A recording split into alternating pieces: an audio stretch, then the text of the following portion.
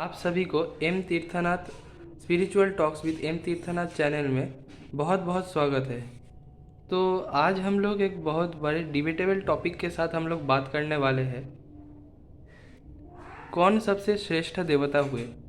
हमारे सनातन धर्म में तो एक देवता नहीं है, कहीं नारायण के उपासक है, कहीं कृष्ण के, कहीं शिव के, कहीं विष्णु के, कहीं मतलब गणेश के, कहीं देवी पूजा होती है। तो कौन सबसे श्रेष्ठतम देवता है? और मतलब हमारा जो बुद्धि है वो, मतलब मुझे कहना पड़ रहा है कि हम अभी भी सनातन धर्म के इस भेदभाव पे हम लोग रुके हुए हैं कि कौन सबसे बड़े देवता है। कुछ वैष्णव संस्थाएं मैंने देखा है, नाम मैं नहीं लूँगा, पर कुछ वैष्णव संस्थाएं हैं जो दूसरे देवी मतलब नारायण और नारायण रिलेटेड देवी देवताओं को छोड़ के दूसरे देवी देवताओं को नीचा दिखा रहे हैं, उन्हें डेमी गॉड कह रहे हैं। पर एक बात सोचिए, जब मतलब जो महिषासुर थे, फिर भंडासुर हुए, ये असुरगण तो देवता को ही उपासना किए हैं। कोई शिव, कोई शिव, कोई ब्रह्मा के, तो देवता की उपासना करके इनको वरदान मिला। अब ये उस वरदान का कुछ काम में लगाए या कुकर्म करके कर्म फल भुगते, ये तो उनकी बात है। पर एक चीज़ तो हम लोग को भी क्लियर है कि असुरगण भी देवता का ही उपासना किया करते थे। अगर हम लोग देवी दक्षिणा काली का, अगर हम लोग काली का प्रणाम मंत्र देखें तो उसमें हम लोग को मिलेगा श्रीमत सुर सुराराध्य, अर्थात सुर अर्थात देवताओं के भी आराध्य और असुरों के भी आराध्य। तो हम लोग को इतना कम से कम पता चल गया कि डेमी गॉड बोल, मतलब इतना मुझे शायद से समझ आ रहा है कि आप लोग को भी इतना विश्वास होगा कि डेमी गॉड बोल के कुछ है, ये कहा नहीं जा सकता हमारे सनातन कल्चर में। अच्छा, तो अब प्रश्न में आ जाते हैं। बहुत ही भयंकर टॉपिक है ये, क्योंकि ये चीज़ किसी के मध्य भी झगड़ा लगा देगा। पर मैं झगड़ा करने के लिए तो आया नहीं हूँ, मैं आपको सीधा सीधी इस बारे में बताना चाहता हूँ। तो आज हम तो एक बात सोचिए, मैं सीधा सीधी आ रहा हूँ पंच देवता के कॉन्सेप्ट में। कौन है ये पंच देवता? तो पंच देवता हमें पता है, गणेश, नारायण, शिव, सूर्य और देवी जय दुर्गा, ये पंच देवता है। अब आप अगर थोड़ा सा अगर आप रिलेट करें अपने ज़िंदगी में, कोई कृष्ण को मानता है, कोई काली मानती है, कोई काली देवी काली को मानता है, कोई दुर्गा मानता है, कोई जगद्धात्री मानता है, कोई जगन्नाथ मानता है, कोई गोपाल मानते हैं। तो यही बात मैं बोल रहा हूँ कि अगर आप पंच देवताओं को देखें तो इनके ही कहीं ना कहीं स्वरूप को आप लोग पूजा करते हैं। पंच देवता में से किसी ना किसी एक को आप पूजा करते हैं। अगर आप सोचिए गोपाल जी का पूजा करते हैं, तो इसका मतलब क्या हुआ? आप हो ना हो आप नारायण रिलेटेड, अर्थात आप नारायण रिलेटेड किसी का पूजा कर रहे हैं, अर्थात आप वैष्णव देवता का पूजा कर रहे हैं। अगर मतलब बेसिकली बोला जा रहा है, आप यहाँ पे वैष्णव ट्रेडिशन को फॉलो करते हैं। अगर आप देखा जाए कि आप दुर्गा का पूजा कर रहे हैं, काली का पूजा कर रहे हैं, अर्थात क्या देवी पूजा कर रहे हैं, अर्थात क्या कि आप लोग शाक्त कल्चर को आप लोग फॉलो कर रहे हैं। कोई गणेश का पूजा कर रहा है, गानापत्य है वो, तो गणेश या फिर गणेश रिलेटेड और भी देवता है, विकट है, उसके बाद विघ्नहर्ता है, एकदंत इत्यादि बहुत रूप है, महागणाधिपति है, मतलब क्षेत्रपाल में भी गणपति आते हैं, तो इनका पूजा कर रहे हैं। तो अब बात आती है कि कौन सबसे महान देवता है, किसमें सबसे ज़्यादा शक्ति है। तो मैंने जैसा बोला, वैष्णव संस्थाएं बोल रहे हैं, अभी के कुछ वैष्णव संस्थाएं बोल रहे हैं, हर एक वैष्णव संस्था का बात क्यों नहीं कर रहा हूँ, किंतु इस्कॉन के सिवा भी बहुत वैष्णव संस्थाएं हैं। तो कुछ वैष्णव संस्थाएं बोल रहे हैं कि काली, शिव गणेश, ये सब डेमी गॉड है। अच्छा, डेमी गॉड को ना हो, मैं अलग ही रखता हूँ डेमी गॉड का कॉन्सेप्ट को, पर ये लोग कह रहे हैं कि lord Krishna is supreme god, means supreme god, and others are just, मतलब इनका ऐसा ही कहना है कि others are just collecting token. बहुत कम फॉलोअर्स देखे हैं मैं अभी तक, मैं देखा हूँ कम फॉलोअर्स है ऐसे वैष्णव ट्रेडिशन के जो हर एक देवी देवताओं को प्राधान्य दे रहे हैं। हाँ, ऑब्वियसली इनके इष्ट कृष्ण या फिर विष्णु रिलेटेड कोई है तो उनको ही ज़्यादा प्राधान्य देंगे, पर दूसरे देवी देवताओं को छोटी नज़र से नहीं देख रहे हैं, उनको भी समान प्राधान्य दे रहे हैं। अब देखिए, अगर हम लोग देखिए कि वेद व्यास जी जो थे वो विभिन्न पुराणों के लेखक थे। तो अगर देखा जाए तो इसमें वेद व्यास जी बस एक ही पुराण में नहीं, यहाँ तक कि वैष्णव कल्चर, शाक्त कल्चर, शैव कल्चर इत्यादि हर एक पुराण में उनका समान योगदान है। अगर वेद व्यास जी का अगर महाविष्णु पुराण देखा जाए तो उसमें वह कह रहे हैं कि विष्णु ही सृष्टि करता है, विष्णु ही ध्वंस करता है, विष्णु ही पालन करता है, और उनका main work is he is doing the परिपालना। एंड उनका जो मतलब जो अन्य देवी देवता गण है, शिव, दुर्गा, गणेश इत्यादि, उनके ही फॉलोअर्स है, उनके ही अनुगामी है। शिव पुराण में वेद व्यास जी कह रहे हैं कि शिव ही सबसे शक्तिमान है, सर्वशक्तिमान शिव है, उनके ही मतलब विष्णु, देवी तथा गणेश, सूर्य इत्यादि शिव के ही शरणापन्न होते आ रहे हैं और उनके ही उपासना कर रहे हैं। अगर देवी भागवत देखा जाए तो देवी भागवत में देखा जा रहा है, अगर देवी भागवत देखा जाए तो देवी भागवत में देखा जा रहा है कि वेद व्यास जी कह रहे हैं कि देवी ही मतलब परम कारुणिक है और सृष्टि स्थिति लय आदि कार्य वही कर रही है, उनके सिवाय और कोई प्रधान देवता नहीं है। विष्णु मतलब ब्रह्मा, विष्णु, महेश, गणेश आदि सूर्य पंचदेवता इन्हीं के शरणापन्न है। अब इस चीज़ को भी ठुकराया नहीं जा सकता। गणेश आदि रिलेटेड पुराण में वो कह रहे हैं कि गणेश सबसे मतलब गणेश ही सबसे परम पुरुष है, यहाँ पे परम पुरुष है, परम देवता है, और कृष्ण बोल रहा हूँ, विष्णु, शिव, शक्ति आदि जो है वो उन्हीं के शरणापन्न होते आ रहे हैं। मतलब महागणाधिपति इन सब के कॉन्सेप्ट्स है। और देखा जा रहा है कि महिषासुर जो मतलब उनके रचित जो वेद व्यास के रचित जो गणेश आदि रिलेटेड पुराने, वहाँ पे देखा जा रहा है कि वेद व्यास जी कह रहे हैं कि जब महिषासुर का निधन करने जा रही है माँ दुर्गा, तो उस समय माँ महिषमर्दिनी जब महिषासुर का निधन करने जा रही है तो देखा जा रहा है कि वो गणेश से आशीर्वाद ले रही है। यहाँ तक कि जब देवी त्रिपुरा भगवती जब भंडासुर का विनाश करने जा रही है तब गणेश से आशीर्वाद ले रही है। तो ऐसा चीज़ भी बहुत देखा गया है। तो अभी मेरा कहना है कि एक व्यक्ति वेद व्यास जी हर एक विभिन्न पुराण में, शिव रिलेटेड पुराण हो, देवी भागवत हो, गणेश रिलेटेड पुराण हो, हर एक जगह में वह एक ही बात कह रहे हैं कि कहीं पे शिव बड़े हैं, कहीं उन्होंने दिखाया कि शिव सबसे परम देवता है, कहीं विष्णु को परम पुरुष दिखाया, कहीं देवी परमा प्रकृति को ही सर्वोच्च माना, कहीं गणेश को मतलब देवताओं में उत्तम माना गया है। तो मेरा कहना है कि वेद व्यास जी क्या पागल थे? Means was he insane that he was saying 5 different things in 5 different books? तो ऐसी बात तो है नहीं, क्योंकि वेद व्यास जी स्वयं मतलब क्या बोलूँ, मतलब he was a incarnation of God. तो वो स्वयं देवता के अंश थे, तो वो तो मतलब फालतू की बात तो वो करेंगे नहीं। तो क्या कहना चाहते थे वो? हर एक पुराण में वो कहीं देवी को परम दिखाए, कभी देवी को ही सुप्रीम दिखाई, कहीं नारायण को दिखाई, कहीं शिव को दिखाए वो सुप्रीम। तो असली में सुप्रीम कौन है? अच्छा, अभी हम लोगों को आना है, ये सारा चीज़ तो सुना, पर अभी इस सब का सॉल्यूशन क्या है?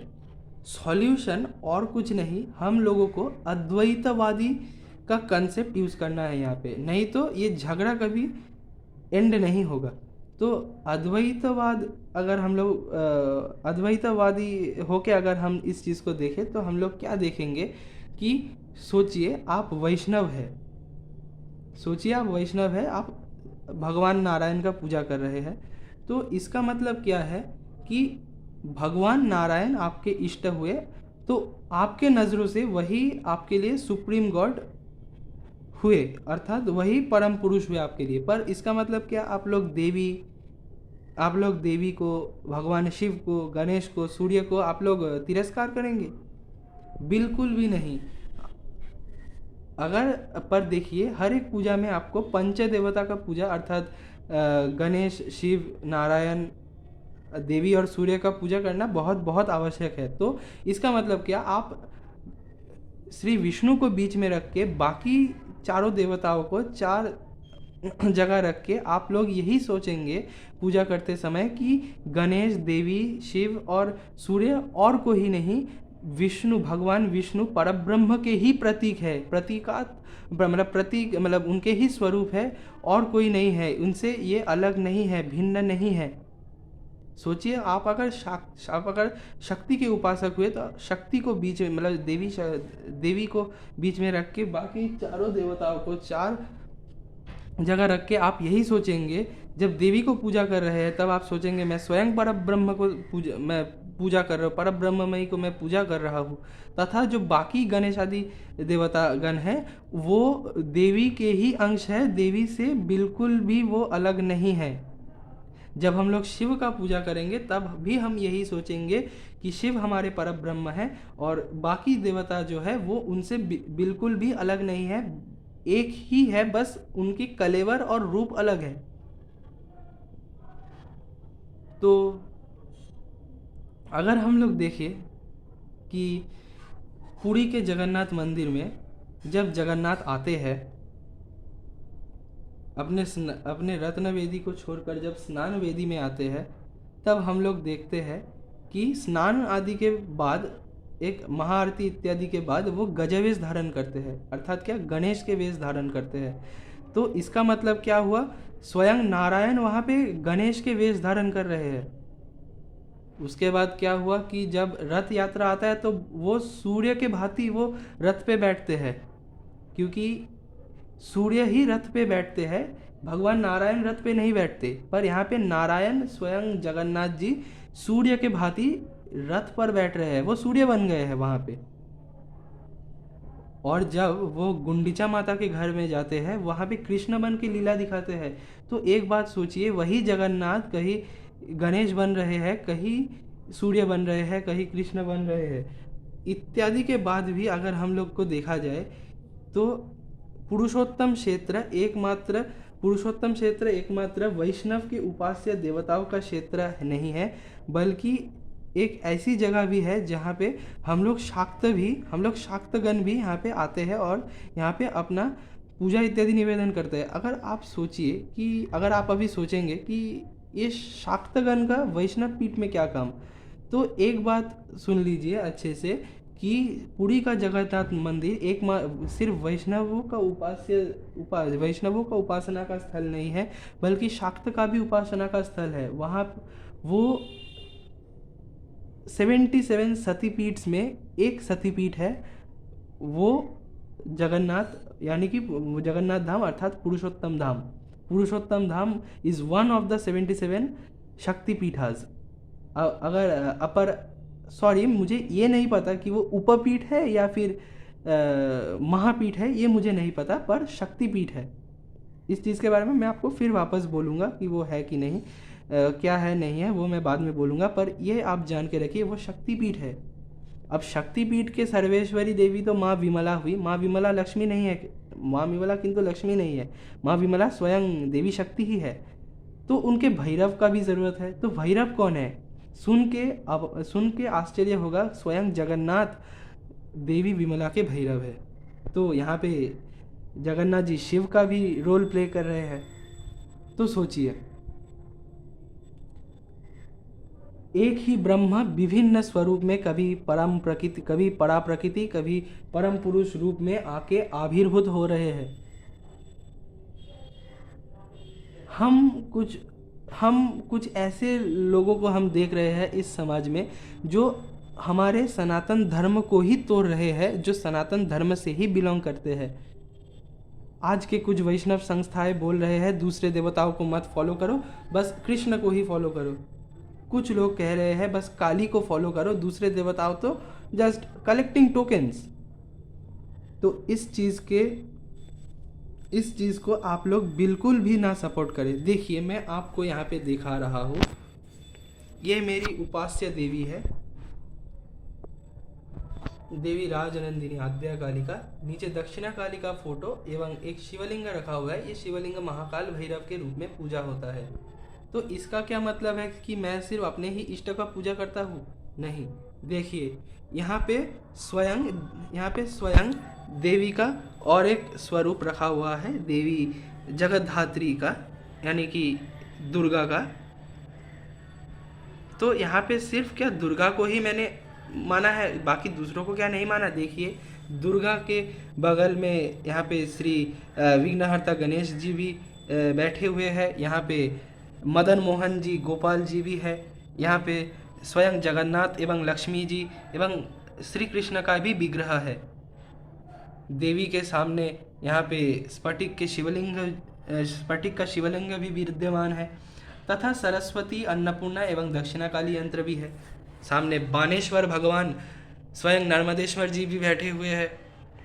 तो इसका मतलब और कुछ नहीं, अगर आप लोग अच्छे से देखें, यही देवतागण जो देवी कलश के सन्मुख बैठे हुए हैं, वो पंच देवता के बीच में, वो पंच देवता गणों के मध्य ही पड़ते हैं। देवी जय दुर्गा का एक स्वरूप है, देवी जगतधात्री। स्वयं गणेश जी प्रथम पूज्य भगवान यहाँ पे बैठे हुए हैं। स्वयं स्फटिक के शिवजी, यानी कि स्वयं शिवजी यहाँ पे बैठे हुए हैं। सरस्वती, अन्नपूर्णा, काली, ये स्वयं देवी शक्ति के अंश है। यहाँ पे स्वयं दारू ब्रह्म, स्वयं जो काष्ठ के निर्मित जो विग्रह में स्वयं ब्रह्म निवास करते हैं, वो वही यहाँ पे श्री जगन्नाथ जी, यहाँ पे उनके अर्धांगिनी श्री लक्ष्मी जो शक्ति के स्वरूप है, वो बैठे हुए हैं।